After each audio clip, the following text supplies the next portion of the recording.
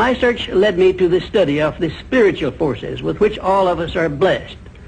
And it was in this field that I came upon a clue which has enabled me to help millions of people to find their earthly destinies. I want to describe my discovery in the simplest terms possible, because it will reveal to you why it is true that whatever the mind can conceive and believe, the mind can achieve, regardless of how many times you may have failed in the past or how lofty your aims and hopes may be. I caught my first fleeting glimpse of the profound law which provides the means by which we may choose our own purpose in life and attain it, while I was being coached by Andrew Carnegie during the organization of the Science of Success philosophy.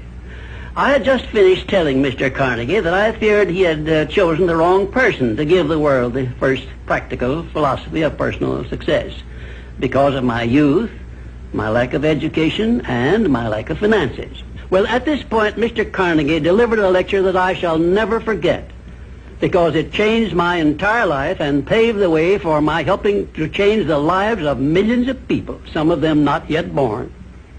Let me call your attention to a great power which is under your control, said Mr. Carnegie, a power which is greater than poverty, greater than the lack of education, greater than all of your fears and superstitions combined.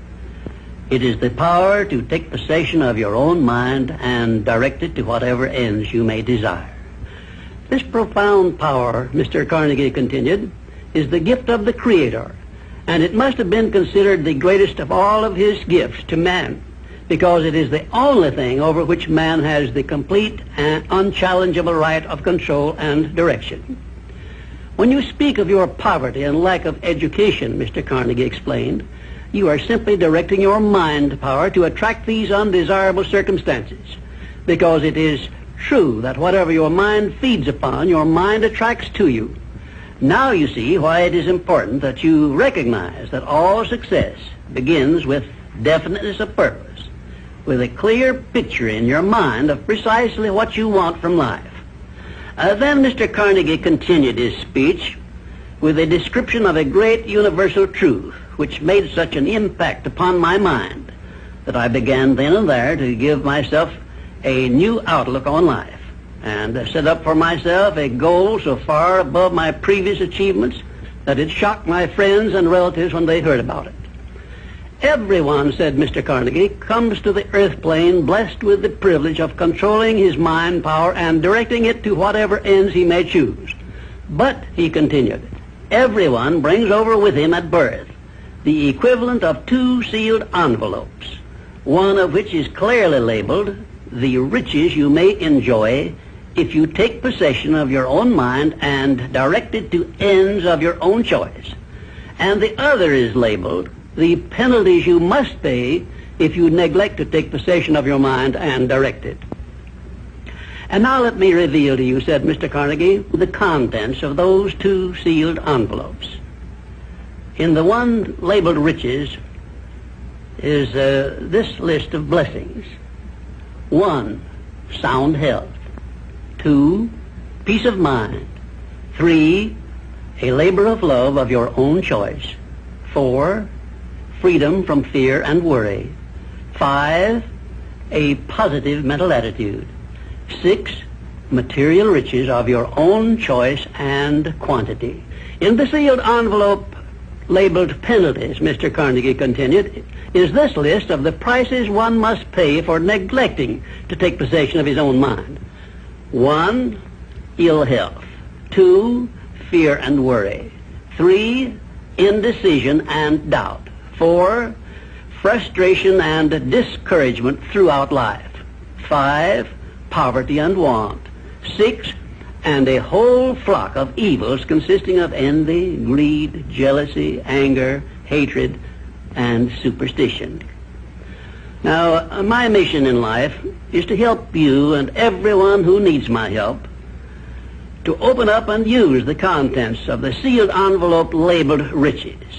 And the starting point from which you must take off if you wish to write your own ticket from here on out for the remainder of your life, I will describe for you in these simple instructions. 1, procure a neat pocket-sized a notebook, or something on the order of this one here, loose leaf affair.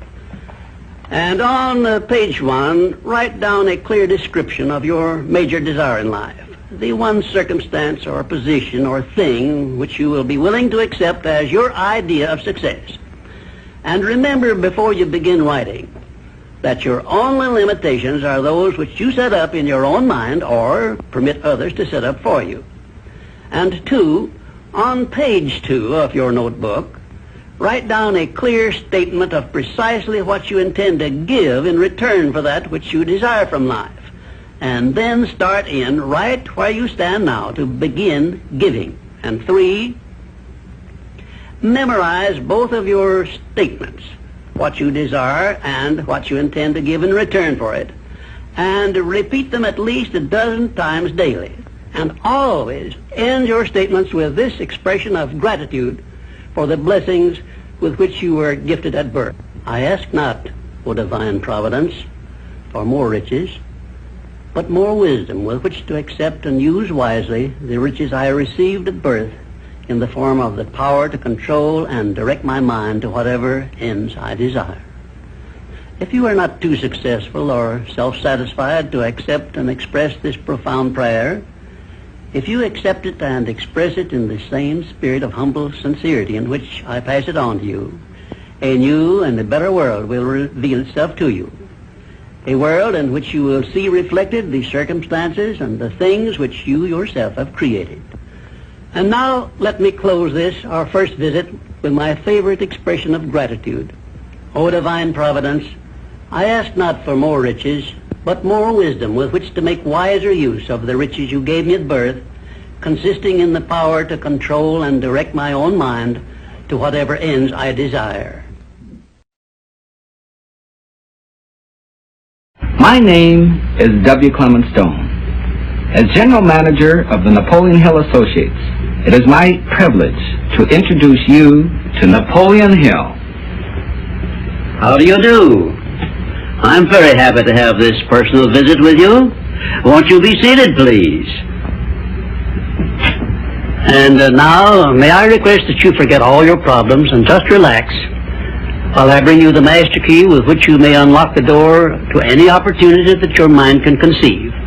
The master key consists of 17 principles, the first of which is definiteness of purpose. Right here at the beginning of our visit, I'm going to make you a promise. If you will decide definitely what you want most during your entire lifetime and write it down on paper so that I can read it, I will give you the master key with which you may open the door to the attainment of your desires, whatever they may be. The exact moment when I will deliver this master key to you will depend entirely upon when you are ready to receive it. This is the first of 13 messages that I will deliver to you. Now, in each message, I will describe the master key in terms that you will understand, if you are ready to understand. And now I shall give you the first cue as to the nature of the great master key which has been responsible for all the great successes in every calling, in every part of the world.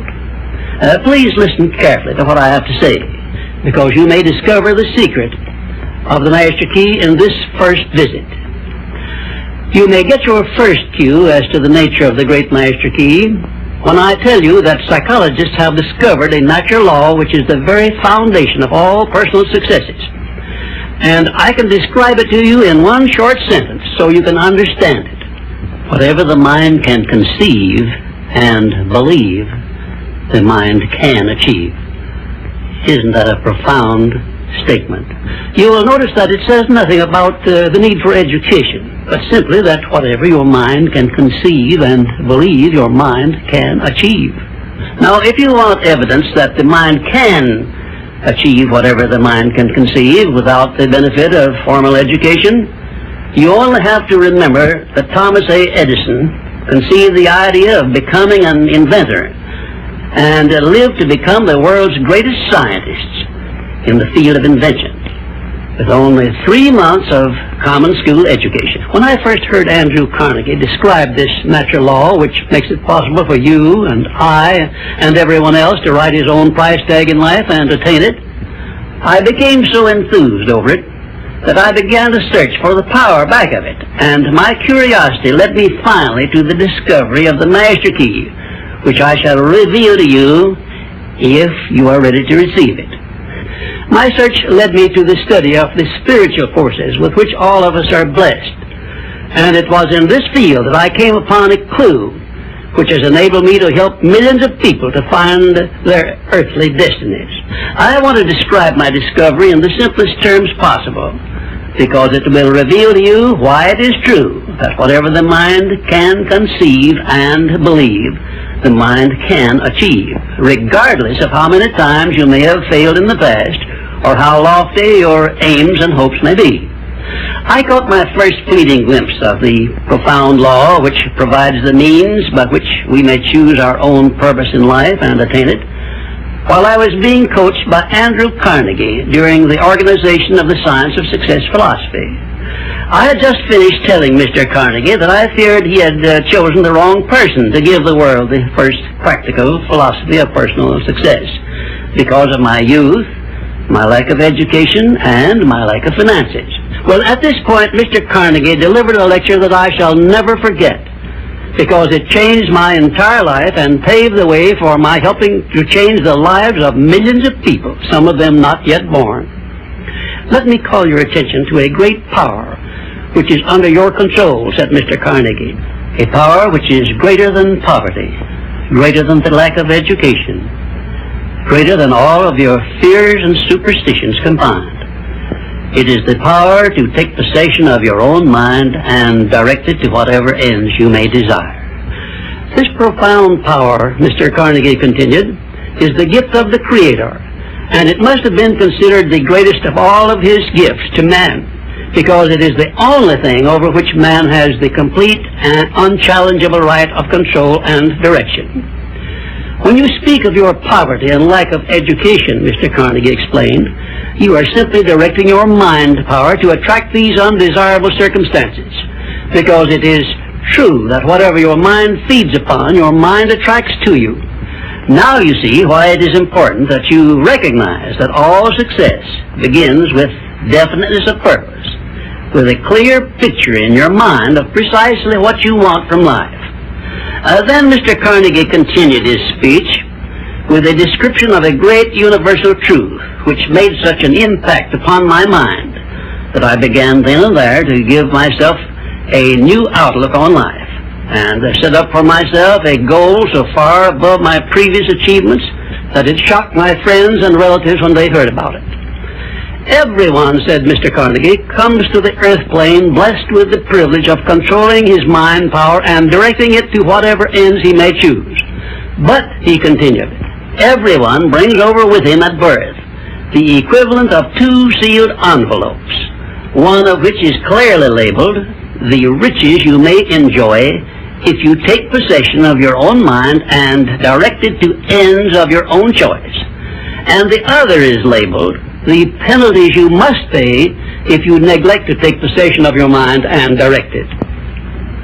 And now let me reveal to you, said Mr. Carnegie, the contents of those 2 sealed envelopes. In the one labeled riches is this list of blessings. 1, sound health. 2, peace of mind. 3, a labor of love of your own choice. 4, freedom from fear and worry. 5, a positive mental attitude. 6, material riches of your own choice and quantity. In the sealed envelope labeled penalties, Mr. Carnegie continued, is this list of the prices one must pay for neglecting to take possession of his own mind. 1, ill health. 2, fear and worry. 3, indecision and doubt. 4, frustration and discouragement throughout life. 5, poverty and want. 6, and a whole flock of evils consisting of envy, greed, jealousy, anger, hatred, and superstition. Now, my mission in life is to help you and everyone who needs my help to open up and use the contents of the sealed envelope labeled riches. And the starting point from which you must take off if you wish to write your own ticket from here on out for the remainder of your life, I will describe for you in these simple instructions. 1, procure a neat pocket-sized notebook, or something on the order of this one here, loose leaf affair. And on page 1, write down a clear description of your major desire in life, the one circumstance or position or thing which you will be willing to accept as your idea of success. And remember before you begin writing that your only limitations are those which you set up in your own mind or permit others to set up for you. And 2, on page 2 of your notebook, write down a clear statement of precisely what you intend to give in return for that which you desire from life. And then start in right where you stand now to begin giving. And 3, memorize both of your statements, what you desire and what you intend to give in return for it. And repeat them at least a dozen times daily. And always end your statements with this expression of gratitude for the blessings with which you were gifted at birth. I ask not, O divine providence, for more riches, but more wisdom with which to accept and use wisely the riches I received at birth in the form of the power to control and direct my mind to whatever ends I desire. If you are not too successful or self-satisfied to accept and express this profound prayer, if you accept it and express it in the same spirit of humble sincerity in which I pass it on to you, a new and a better world will reveal itself to you. A world in which you will see reflected the circumstances and the things which you yourself have created. In my next visit, I will give you a description of the second principle of success, through the application of which you may make use of the education and experience of other people and get the necessary help you may need in attaining your definite major purpose in life. And now let me close this, our first visit, with my favorite expression of gratitude. O divine providence, I ask not for more riches, but more wisdom with which to make wiser use of the riches you gave me at birth, consisting in the power to control and direct my own mind to whatever ends I desire.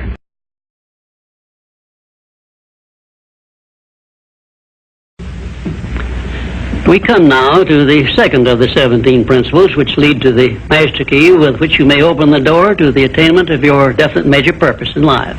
This principle of success is called the mastermind principle. I want you to understand the nature of the mastermind principle because you must use it before you can take possession of the master key. An understandable definition of the mastermind is this. It consists of 2 or more people who work in perfect harmony for the attainment of a definite purpose. Now, here are some interesting facts about the mastermind which give you an idea of how important it is and how necessary that you embrace this principle and make use of it in attaining success in your chosen occupation. First of all, it is the principle through which you may borrow and use the education, the experience, the influence, and perhaps the capital of other people in carrying out your own plans in life. It is the principle through which you can accomplish in 1 year more than you could accomplish without it in a lifetime if you depended entirely upon your own efforts for success. And I have heard well-informed Bible students say that the first known application of the mastermind was that which existed between the Nazarene and his 12 disciples. Of one fact I am absolutely sure. When you form a true mastermind alliance with others and work with them in a spirit of perfect harmony, you can draw freely upon the spiritual forces within you in carrying out your plans and desires. I also know that the mastermind principle can give you absolute protection against failure, provided always that your purpose in using this principle is beneficial to all whom you influence. In my research while organizing the science of success, I had the collaboration of practically every outstanding successful man this country has produced during the past 50 years. And I can tell you definitely that their success was due in the main to their knowledge and application of the mastermind principle. I wish also to call your attention to the fact that our great American way of life and our unmatchable system of free enterprise have been built upon the mastermind principle. The greatest document ever conceived by the mind of man is a perfect example of the mastermind principle in action. It is the Declaration of Independence, and the best evidence of the importance of maintaining perfect harmony in a mastermind alliance may be found in the fact that the 56 men who signed the Declaration of Independence knew full well that it might turn out to be either a license of freedom for all mankind or a death warrant which would cause each of the signers to be hanged. Now let us see how the mastermind principle has brought success to people whom we all know.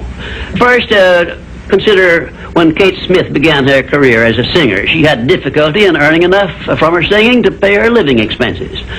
And she perhaps never would have made her singing pay if she had not discovered and applied the mastermind principle, which gave her access to the master key to success when she formed the Mastermind Alliance with Ted Collins. And according to a report I saw in Reader's Digest, Kate Smith has earned upwards of $30 million, and she is still in the upper brackets of income. Two, I remember when Edgar Bergen and that cute little block of wood known as Charlie McCarthy used to play anywhere they could get an engagement. And I rather suspect that often all they got for their services was a meal. But Edgar Bergen is a smart man in the field of entertainment. So he formed a Mastermind Alliance which introduced him and Charlie to millions of people by radio and television. And I suspect he is not concerned about money any longer. And you may be surprised when I tell you that the great Ford industrial empire started with the formation of a Mastermind Alliance between Henry Ford and his wife. At the beginning of his career, Henry Ford was shy and lacking in self-confidence. It was Mrs. Ford who inspired Henry Ford with the faith and the courage to go ahead with the perfection of his horseless carriage. Although his relatives and neighbors generally tried to discourage him from wasting his time with the contraption, as they called it.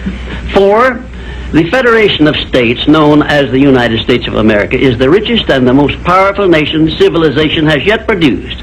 And the secret of our strength and riches consists in our form of government through which all our states function in a spirit of harmony based on the mastermind principle through a central federal government located at Washington. And now a word to you personally. If you work for a salary or wages, you have a marvelous opportunity to promote yourself into a higher income and a more responsible position by forming a mastermind alliance with your associate workers, including the management. In my next visit, I will give you further instructions on how to apply the mastermind principle so as to increase your own income and promote yourself to a higher position with the full cooperation of your management. Yes, that is correct. I will show you how to write your own price tag, fix your own wages, establish your own working hours, and give yourself financial independence. But right now, I want you to do 3 things before our next visit. First, decide definitely where you wish to be and what you wish to be doing during the next 3 years. And second, decide how much money you desire to be making and what you are going to do to earn it. And third, form a mastermind alliance with at least one person in your immediate family and at least one other person among those to whom you are selling your services. By taking these 3 steps, you will have gone a long way toward appropriating the great master key to success. There is no such thing as something for nothing. Everything, including your personal success, has a price that must be paid. And the only price you are requested to pay for the present is the effort necessary to do 3 simple things that I have suggested. Now, before you begin to take the 3 steps I have suggested, there is one important fact I wish you to remember, and it is this. Control your mental attitude and make yourself friendly and agreeable with everyone with whom you are closely associated if you expect friendly cooperation in return. Indifference cannot create a mastermind alliance for you. A negative mental attitude can bring you nothing but failure. Remember always, you are where you are and what you are because of your mental attitude in which you relate yourself to other people. Remember also, your mental attitude is the one and the only thing over which you have complete control. Success is something which has to be planned, and success is something which has to be earned in advance. True, there is such a thing as luck, but just remember that luck is something you can create for yourself if you know the rules and follow them just as I give them to you. Remember, too, that success in the higher brackets of achievement is something that can be had only by taking others along with you. And the best definition of success, which I know, is this. Success is the knowledge with which to get whatever you want from life without violating the rights of others and by helping others to acquire it. There is a known formula for the attainment of success, and it is as definite and certain as are the rules of mathematics or the principles of science. My purpose in these visits is to bring you that formula in simple terms that you can understand and apply. But I can never give you that for which you are not ready. If you are ready to advance into the higher brackets of success, you will recognize this fact by your willingness to follow the simple instructions I shall give you as we go along. If Kate Smith had not been ready for success when she formed a mastermind alliance with Ted Collins, he couldn't have brought her success. This thing called success is a very profound and interesting thing because the line of demarcation between success and failure is so slight that it is often hard to tell where one ends and the other begins. For example, in my association with the late Henry Ford, I recognize that he had thousands of people working for him who had much more education than he, more magnetic personalities, more ability to make friends, and a much better chance of succeeding than Mr. Ford had when he was working for wages. But Mr. Ford had one simple quality the others who worked for him did not possess. The same quality I will clearly describe for you in my future visits with you. Meanwhile, I would be interested in knowing if you can describe this one simple quality Henry Ford possessed, which made him the greatest industrialist this nation has ever produced. In my next visit, I will give you a definite clue as to the success quality which helped Henry Ford spread his influence throughout the world and make himself richer than Croesus, despite the fact that he had only a meager common school education. Until then, please be of good cheer, will you? And just remember that your only real limitation is the one you accept and set up in your own mind.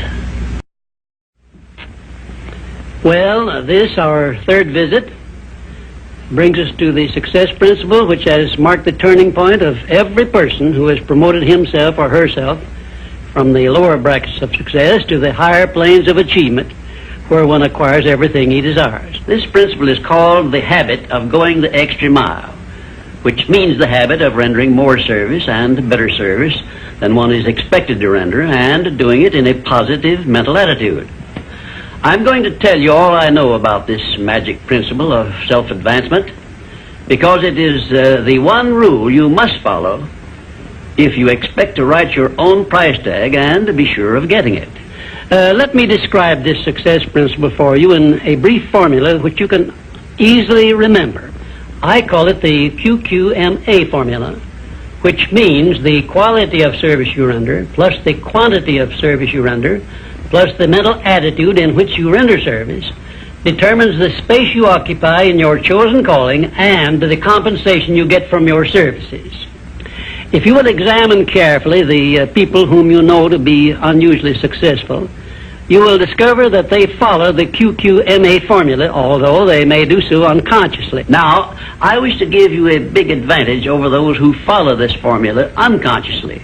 I wish to show you how to make use of it deliberately with purpose of forethought, so you may make the principle pay off in a big way and do it quickly. Now I shall tell you some of the benefits you will enjoy by following the habit of going the extra mile. 1, this habit will bring you to the favorable attention of those who can and will provide you with opportunities to promote yourself into a better circumstance.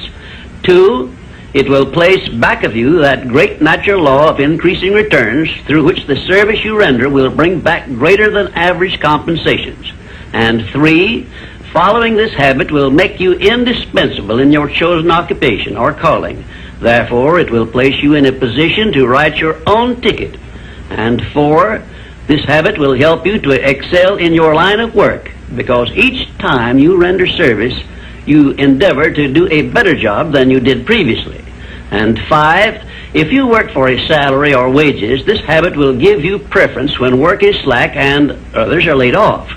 And 6, it will help you to benefit by the law of contrast, because the others around you will not be going the first mile, let alone the second mile. And 7, following this habit of doing your very best in all of your efforts and doing it in a pleasing mental attitude will improve your personality and make you liked by others. And 8, it will also help you to develop a keen, alert imagination, because you will be continuously seeking new and better ways of rendering useful service. 9, it will inspire you to move on your own personal initiative instead of waiting to be told what to do, a habit which is the first step in leadership in all callings. The habit of going the extra mile definitely develops greater self-reliance and gives one more courage to move ahead without the fear of criticism from others. And here is one thing it does, which, if it benefited you in no other way, would justify you in adopting it. It helps you to master the destructive habit of procrastination, the one habit which heads the list of causes of failure. 12, going the extra mile influences other people to respect your integrity and inspires them to go out of their way to cooperate with you in a friendly spirit. And 13, the habit helps you to develop definiteness of purpose, which is the starting point of all personal success. And it stops you from drifting through life without knowing what you want or where you are going. And number 14, and here is the grand payoff which this habit gives you. It provides you with the one and only excuse for asking for a promotion to a better station in life or a higher pay. Obviously, if you are doing no more than you are being paid for, then you are receiving pay for all to which you are entitled. And you have not a single excuse for asking for more pay or a better position. You understand this point and appreciate its significance, do you not? 15, last but not least, the habit of going the extra mile conditions your mind to maintain a mastermind alliance with others. Ever so often I hear people complain about their not receiving favorable breaks in their relations with others. I never hear this sort of complaint from one of my students of the science of success, nor from anyone who has ever read any book that I have written, because all of my students have learned the secret of how to create their own favorable breaks. They do it by following the habit of going the extra mile. I can tell you frankly, I have never received a major favorable break during my entire life that did not come from having applied the principle of going the extra mile. Sometimes I hear people complain also that their positions are such that they are not permitted to go the extra mile. And my counsel to these people is always the same. Change positions and market your services where it pays to go the extra mile. I am sincere in giving this advice because I know that no one can do better than earn a mere living unless and until he begins going the extra mile. During my business career, I suppose I have employed at one time or another at least a score of private secretaries, all of whom followed the habit of going the extra mile. But I have never been able to keep but one of those secretaries for more than a year because invariably they promoted themselves into better paying jobs elsewhere, and they did so with my full blessings.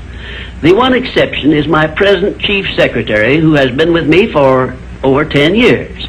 I married her to make sure I wouldn't lose her. The reason I know definitely that the habit of going the extra mile is a sound procedure is the fact that I have checked this principle, as I did all of the other 16 success principles, to make sure they were in harmony with natural laws. I can give you a fine example of how nature forces man to go the extra mile in order that he may produce the food with which to exist. The farmer, for example, must follow the habit of clearing the ground, fencing it, plowing it, and planting the seed at the right season of the year, all of which he must do in advance without compensation of any kind. If he does his part of the work properly, he then hands the job over to nature, sits down and waits for her to do her part, and within a brief period, nature germinates the seed the farmer plants, matures it, and yields back to him the seed he planted, plus perhaps an increase of 100 times that amount, to compensate him for having gone the extra mile.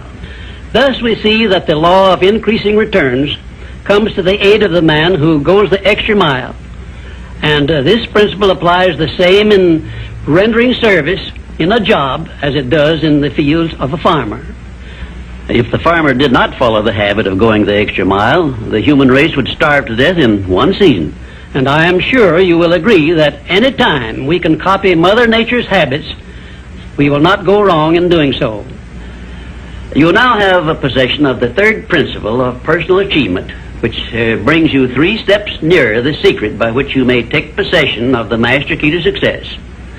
In order that you may test the magic power of this third principle, I'm going to offer you a suggestion which may bring you such overwhelming success that you will not need to attend further visits with me. My suggestion is this.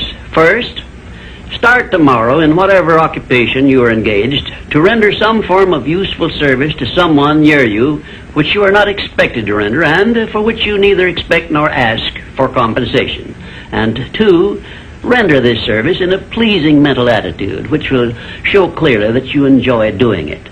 And 3, follow this practice 7 days in succession, and then notice what a changed atmosphere you will enjoy in your association with those nearest you. In carrying out these instructions, do not make known your plan to anyone, but go ahead and do it in the most natural way possible. And by the end of the 7th day, you will find yourself so much happier and so much better liked by those around you that you will never desire to give up the habit. Then you will be within easy reach of the supreme secret of success, which comes through the master key to success.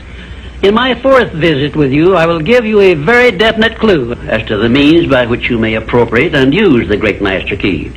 And in this same clue, I will introduce you to the source of a form of power which does not recognize the word impossible and helps you to transmute all failures and defeats and all adversities into assets of great benefit to you.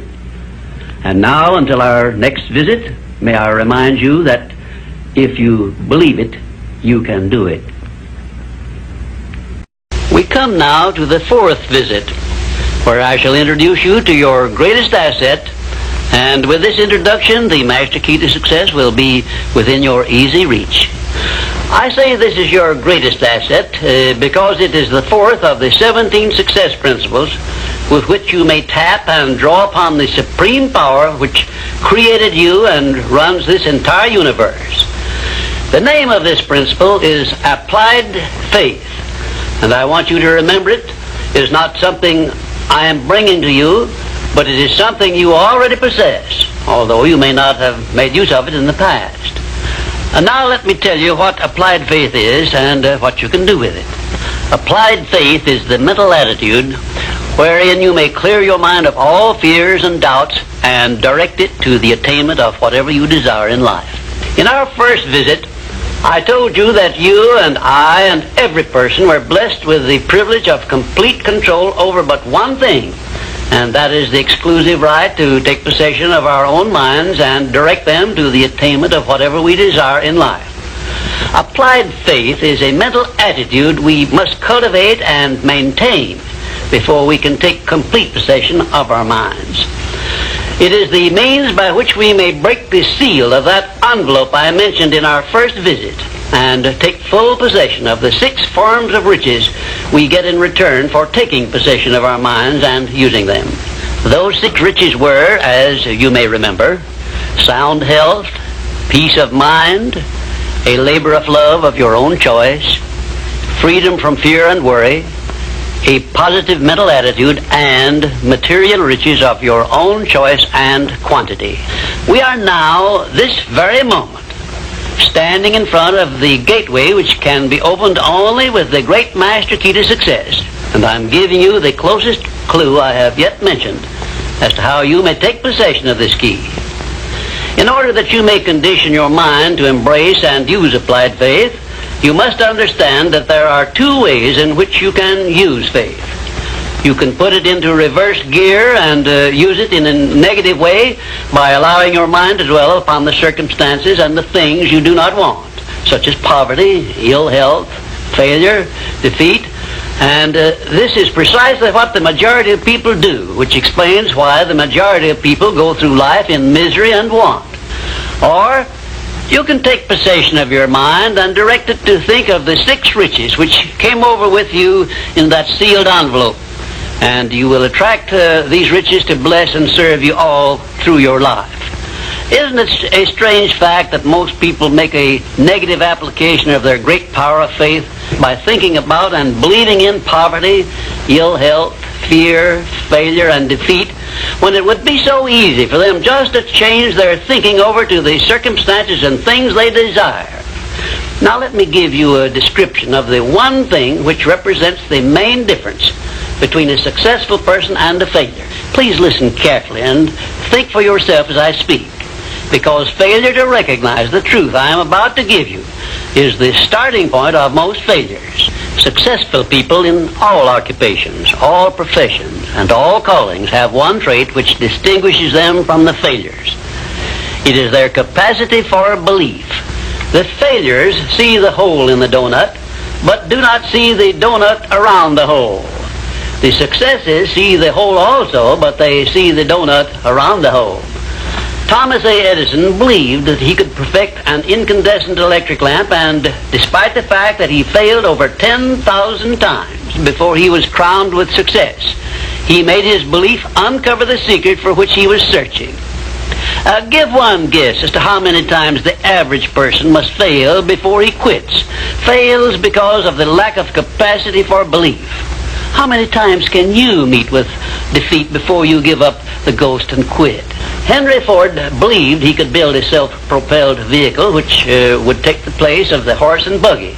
And despite the ridicule of relatives and neighbors and the lack of finances, he transmuted his belief into an industrial empire which changed the entire American way of life.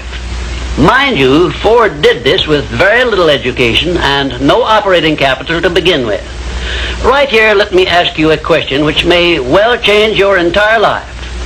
You perhaps have an idea or a plan which would be useful to other people, but you have done nothing about it because you lack the self-confidence to give you a start.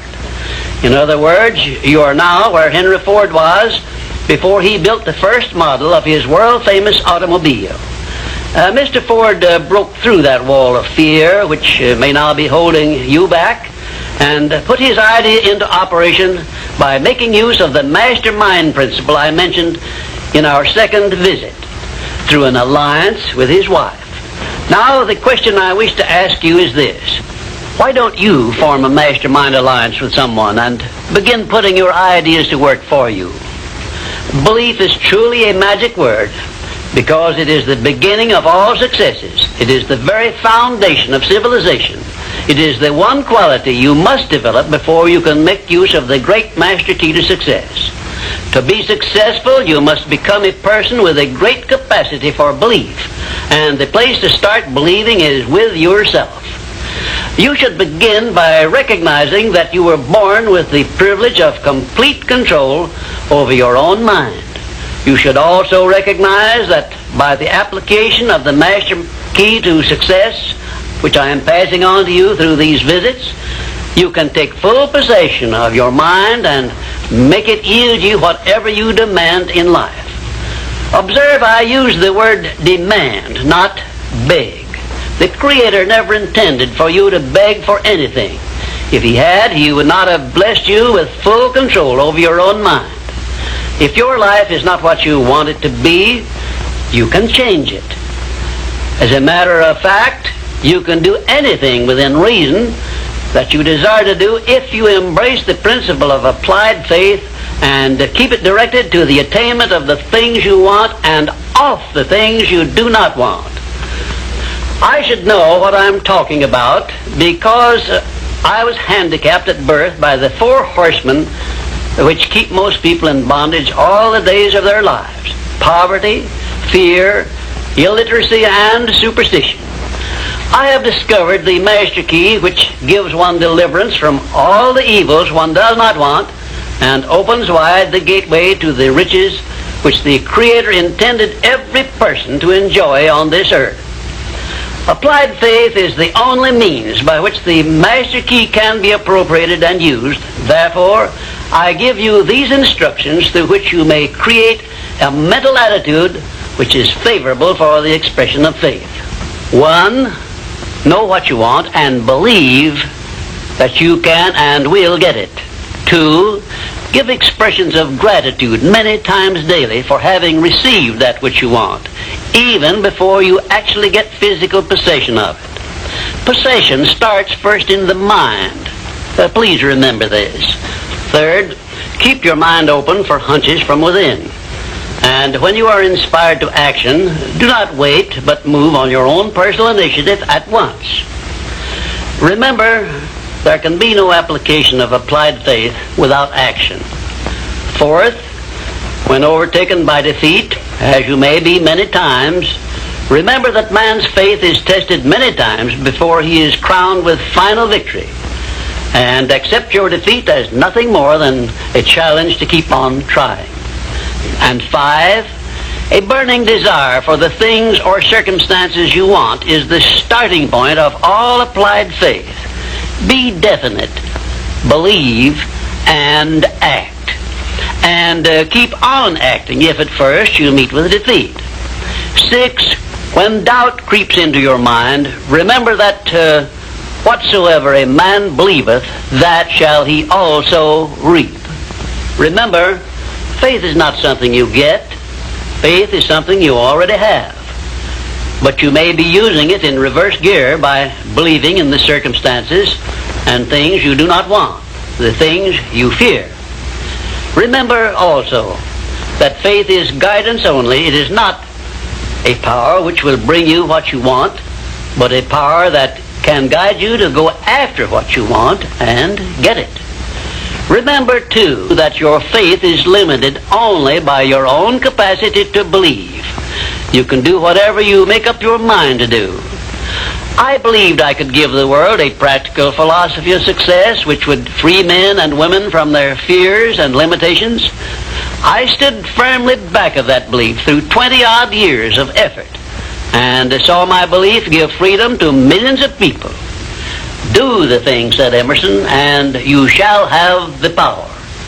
May I paraphrase this great truth by saying, believe and you shall receive.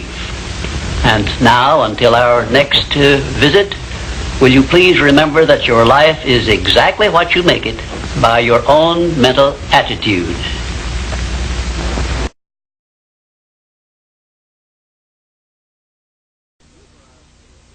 I'm happy to be with you for our 5th visit, and our subject is a pleasing personality. Your personality determines whether people are attracted to you or shy away from you. It is the show window in which you display your character to the world, and it is the one thing which distinguishes you from all other human beings. It is your trademark by which people recognize you, and it is the thing which determines your success or failure in selling yourself through life. Therefore, you should see your personality just as others see it, so you may improve it where it needs improvement. Your personality consists of more than 30 different factors, traits, and characteristics. Because of the limit of time I can devote to this visit with you, I can mention only the more important of your traits of personality. But before I begin to describe these traits, I want you to know that every trait which goes into your personality is under your control, and you can improve it so it will be whatever you want it to be. Let us start with the most important trait of your personality, your mental attitude. This is a trait with which you attract people to you and cause them to like you, or repel them and cause them to dislike you. Your mental attitude must be positive if you attract people to you. How do other people know whether your mental attitude is positive or negative, you may ask? Well, the answer is easy. First of all, other people tune in and pick up your mental attitude by telepathy without your saying a word or making a move. But there are other ways they can tell whether your mental attitude is negative or positive. You disclose this information by the tone of your voice, whether it is pleasant or harsh, by the expression on your face, whether it is soft and pleasing or harsh and scowling, by the courtesy and consideration you show other people, or the lack of these. So you see, there is no escape from revealing to others the exact nature of your personality. The next most important trait of your personality consists of your flexibility of your mental attitude, or your lack of it. If you have flexibility, you adjust yourself to all the circumstances in your relations with others without losing your composure or allowing yourself to become irritable or angry. Just remember, if you have flexibility of your mental attitude, it will be impossible for anyone to make you angry or to irritate you without your consent or cooperation. Now, this is worth knowing, isn't it? You cannot control the actions of other people which might justify you in becoming irritated by them, but you can control your reaction to all such circumstances by exercising your trait of flexibility. And you will observe that all people in the higher brackets of success have this flexibility, and they do control their reaction to the influences of other people. The third most important trait of a pleasing personality is the ability to control and direct your emotion of enthusiasm. Enthusiasm is one of the means by which you can give forcefulness to your words, but you must be able to turn it on and off at will as definitely as you can turn on and off water at the spigot. Uncontrolled enthusiasm often makes people boresome. It also may open wide the window to one's mind through which other people may enter and influence one in ways he does not wish to be influenced. The fourth most important trait of a pleasing personality is a sincerity of purpose.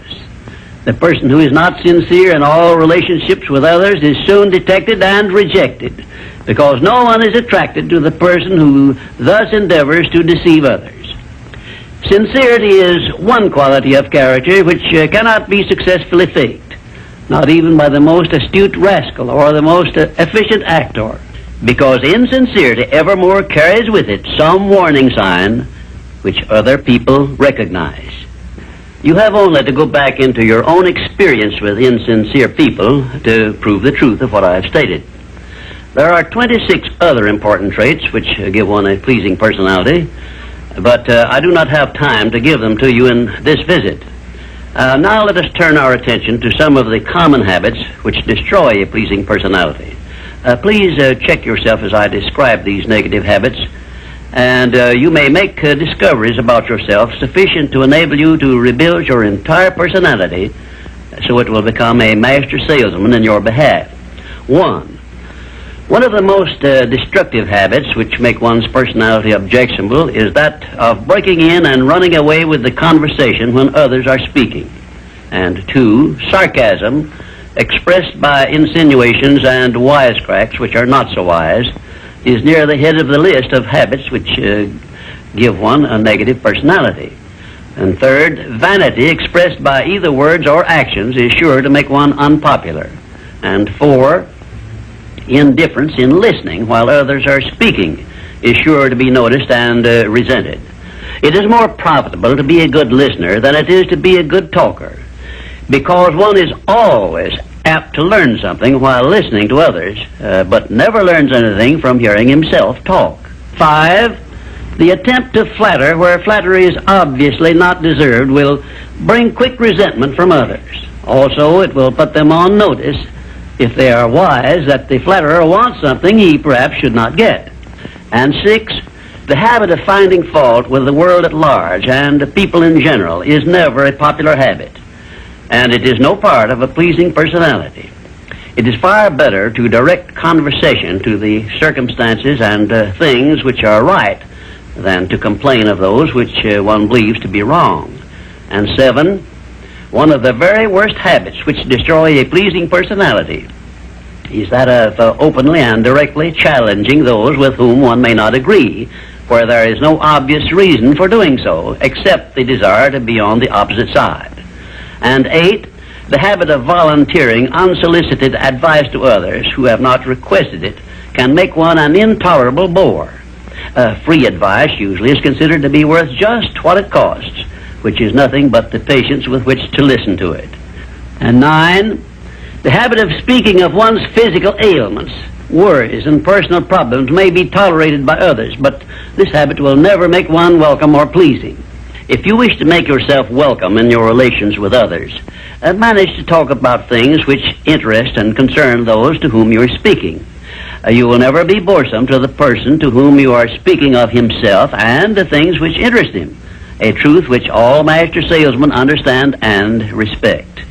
And 10, the habit of endeavoring to convey an impression of superiority through the use of words and topics unfamiliar to others is a surefire destroyer of popularity. If you wish to sell yourself to others successfully, you must negotiate with them on their own level through terms which they understand. And 11, envy of those who are successful is a trait which destroys a pleasing personality. The truly great men and women have all been known to be generous, sympathetic, and joyous in connection with the good fortunes of others. And 12, slovenliness in body, posture, and in clothing never attracts but always repels others. Clothes make not the man, as has been said, but they surely give him a mighty good start if they are appropriate and properly worn. Carelessness in body carriage and posture is immediately traceable to a negative mental attitude. If you are free from these 12 common habits which make one unpopular, you probably have a very pleasing personality. There are 5 other negative habits which make one unpopular, which I have not had the time to mention. Remember this, please. If you are not liked by other people, you may be sure there is a reason which you can detect and correct. It is unnatural for one person to dislike another without a cause. Before you can make full use of the master key to success, you will need to make your personality pleasing. This will require courage on your part and honesty with yourself. A pleasing personality stands near the head of the list of assets which make one truly rich. I was impressed with this truth many years ago when I heard Andrew Carnegie say that he paid his right-hand mastermind ally, Charles M. Schwab, $75,000 a year for the services he rendered directly. But he often gave Mr. Schwab a bonus at the end of the year of $1 million for the influence he exerted on his associate workers because of his pleasing personality. You see, therefore, Andrew Carnegie, who has been said to have been the greatest judge of men this nation has ever known, placed a value on a pleasing personality of more than 10 times as much as he valued the personal services of his right-hand man. Perhaps this will give you a clue that may help you up the market value of your personality. And now, until we meet again, may I wish you health, wealth, and peace of mind. This visit brings us to the 6th principle of success, without which the 5 principles I have given you previously would be useless. It is the principle of self-discipline. Self-discipline, as I am presenting it to you here, has reference not only to your mastery of negative habits, which stand in the way of your success, but more particularly to your development and enforcement of the positive habits you will need in order to avail yourself of the 6 assets you brought over with you in that sealed envelope I mentioned in our first visit. Now let me give you a list of the more important things over which you will have to exercise self-discipline before you can embrace and use the great master key to riches. 1, you will have to gain mastery over your tongue by acquiring the habit of thinking first and then speaking after you are sure that what you say will benefit you and not injure others. A loose tongue often is one's greatest liability. 2, you will have to exercise self-discipline in mastering the common tendency to strike back at those at whom you have a cause, real or imaginary, for a grievance. You must remember that everything you do to or for another, you do to or for yourself, because your every thought and every act which benefits or injures another person comes back to you in kind, greatly multiplied. So, if you feel that you must slander another person, do not speak it, but write it. Write it in the sands near the water's edge, then move away from it until the tides have flown. 3, you will have to exercise self-discipline over all of your emotions, particularly your emotions of love, hate, fear, and sex. These are the big four of your emotions, and they can make you or break you according to the extent of discipline you exercise over them. 4. Your mental attitude needs discipline and control at all times. Lacking this discipline, it can, and it often does, drive away friends, destroy opportunities to get ahead, brings on physical and mental illness, develops stomach ulcers, and makes peace of mind impossible. 5. I have reserved the emotion of sex for special mention, because failure to exercise self-discipline over this emotion probably heads the list of all the causes of personal failure. The emotion of sex is the most powerful of all emotions, and it is nature's great creative instrument with which all species of living things are perpetuated. The proper means of self-discipline of the emotion of sex is transmutation, the control and direction of this great emotional feeling toward the attainment of worthy purposes, such as the fulfillment of one's major purpose in life. The great leaders, artists, orators, industrialists, and professional people have learned the art of sex transmutation through the proper system of self-discipline. Because of the delicacy of the subject of sex emotion, I am limited as to the information I can give you about it on this visit. But I have covered the subject much more in detail in some of my books. And 6, your stomach also needs discipline through the proper habits of dieting and fasting, because information on dieting and fasting should come from your own doctor. I will not go into details concerning them, except to call your attention to the need for knowledge on this subject. Personally, I attribute my sound physical health mainly to the habits of dieting and fasting which I have developed through the years. And 7, you will need to exercise self-discipline in relation to religion and politics, because our country, which is the most acceptable form of society civilization has yet produced, is made up of people of varying beliefs in connection with both of these subjects. To be happy and prosperous in our country, we must learn to live and to let live, to give others the privileges we ask and demand for ourselves. And this often calls for strict discipline over self. 8, but I have reserved until the last my reference to the most important circumstances over which you must exercise the strictest of self-discipline if you are to embrace and use the great master key to riches. I have reference to your profound privilege of taking possession of your own mind and directing it to whatever ends you may desire. You cannot take possession of your own mind or direct it to definite ends without a practical system. I have devoted the better portion of my past life to the revelation and presentation of such a system. And I know that this system works because it has been successfully used by many millions of people throughout the world. The system is not only practical and workable, but it is so simple that anyone who is ready for it may master it and use it successfully. Its use does not call for a genius nor a great amount of formal education.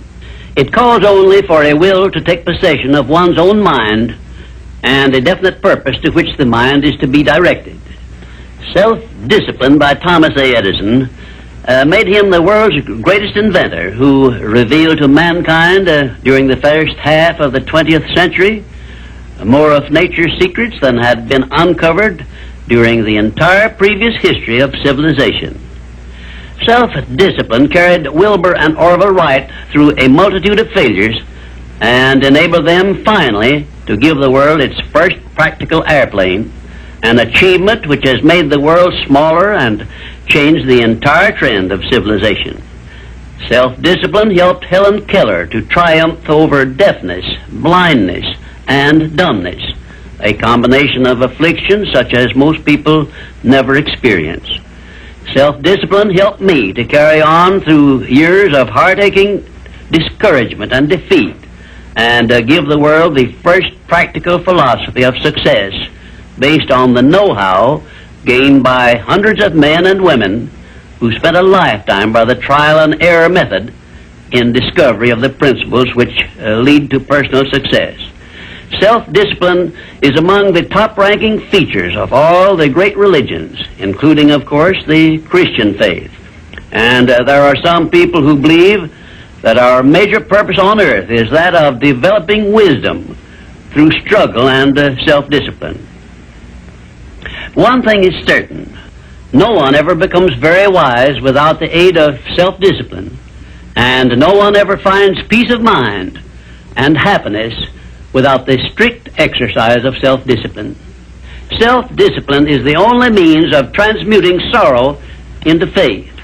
It is the only means by which we may transmute hatred of others into the milder emotion of sympathy for them.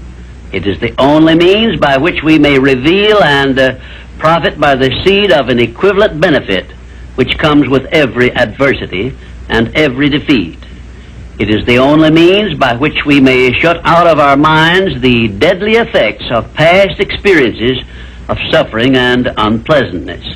And it is the means by which we may discover that other self we carry around with us, that self which has great capacity for belief and does not become influenced by failure and defeat. Self-discipline can give us freedom from the fear of death, the most difficult to master of all of our fears. It can free us from the disease of hypochondria, the fear of imaginary illness with which so many people suffer and sometimes die. Self-discipline is the means by which we may think our own thoughts, live our own lives as we wish to live them, and remain forever free from the evils of fears and limitations which we have inherited from the dark ages before the dawn of civilization. The Creator never gives one an asset or benefit without passing along with it the means by which it may be embraced and used. Self-discipline, therefore, is the means by which the Creator provided us with a method of embracing and using the only thing over which we have unchallengeable control, the power of our own thoughts. And now, until our next visit, may I remind you that the habit of taking the line of least resistance makes all rivers and some men crooked. Well, this brings us to the 7th visit, and I hope to hand you the master key to success before I finish, because my subject will lead you so near to the master key that you will be apt to recognize it. As I have suggested in previous visits, a positive mental attitude can clear away all obstacles which stand between you and your major purpose in life. Because of the importance of the subject of our visit, I shall not only tell you that a positive mental attitude heads the entire list of the 12 great riches in life, but I am going to give you explicit instructions as to what you must do to keep your mind positive.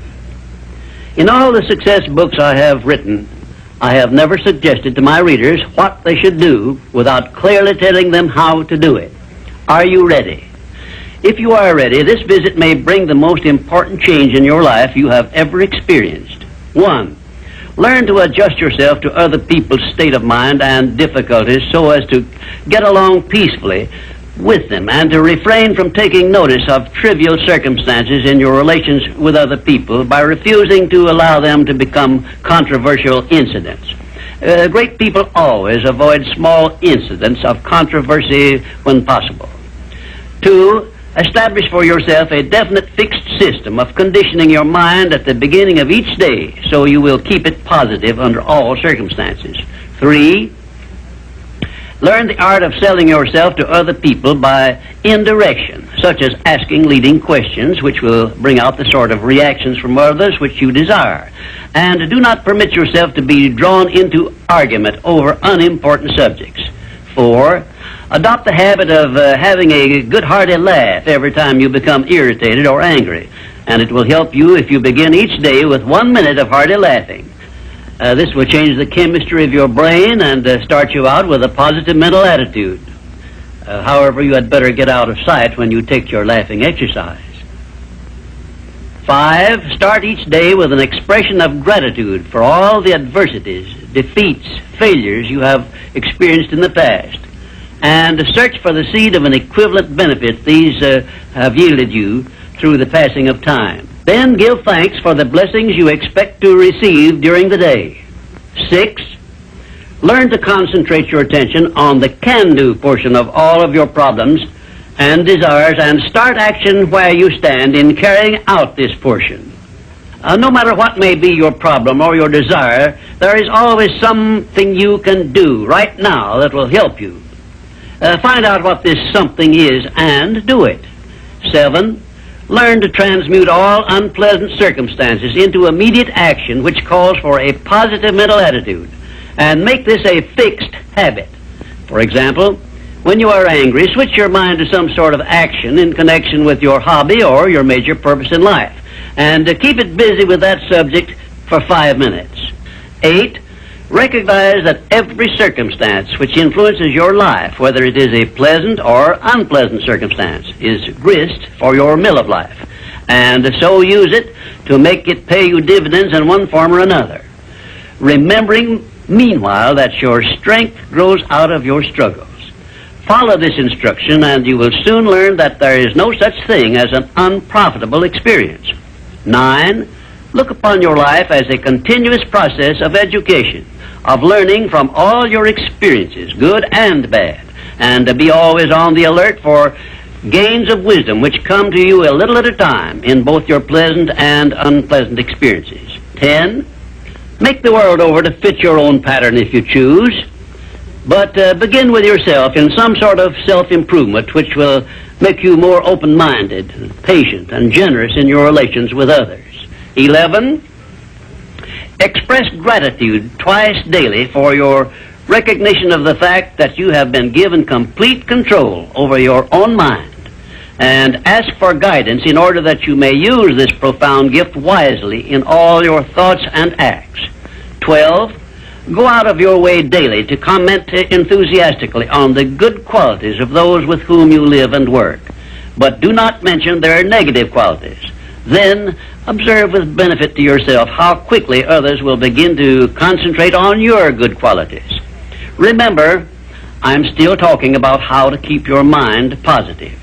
And 13, accept all criticism of yourself as an occasion for self-examination to determine how much of it is justified, and you will be sure to make startling discoveries about yourself which will help you to the remainder of your life.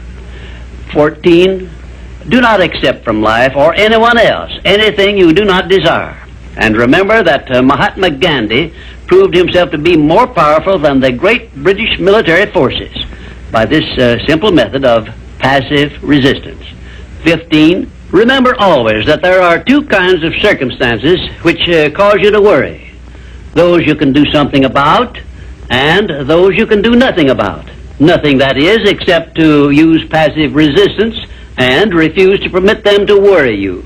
16, keep your mind eternally engaged in thinking of that which you desire most, your major purpose in life, so no time will be left for you to waste on thinking of that which you do not want.